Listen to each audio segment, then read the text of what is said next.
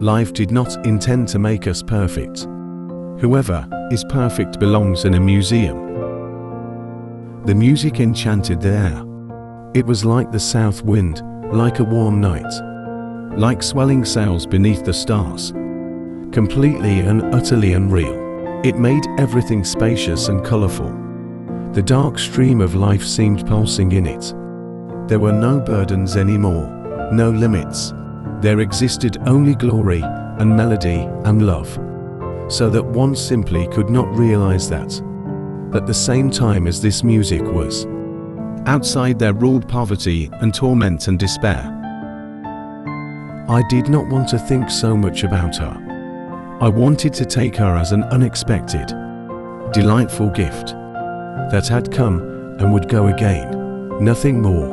I meant not to give room to the thought that it could ever be more. I knew too well that all love has the desire for eternity, and that therein lies its eternal torment. Nothing lasts. Nothing. We have our dreams, because without them we could not bear the truth. It is very queer that the unhappiness of the world is so often brought on by small men. We were all at once terribly alone, and alone we must see it through. Keep things at arm's length. If you let anything come too near, you want to hold on to it, and there is nothing a man can hold on to. We are forlorn like children, and experienced like old men. We are crude and sorrowful and superficial. I believe we are lost. But probably that's the way of the world. When we have finally learned something, we're too old to apply it. And so it goes. Wave after wave, generation after generation. No one learns anything at all from anyone else. You may turn into an archangel, a fool, or a criminal. No one will see it. But when a button is missing, everyone sees that. Life is a disease, brother, and death begins already at birth. Every breath, every heartbeat, is a moment of dying, a little shove toward the end. This book is to be neither an accusation nor a confession, and least of all an adventure. For death is not an adventure. To those who stand face to face with it, it will try simply to tell of a generation of men who, even though they may have escaped shells, were destroyed by the war.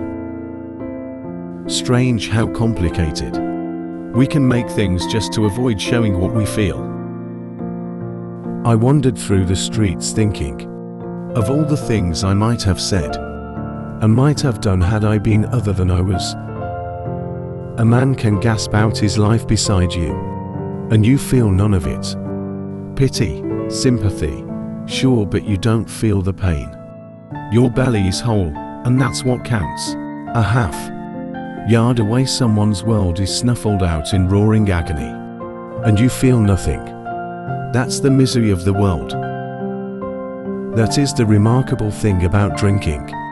It brings people together so quickly, but between night and morning it sets an interval again of years.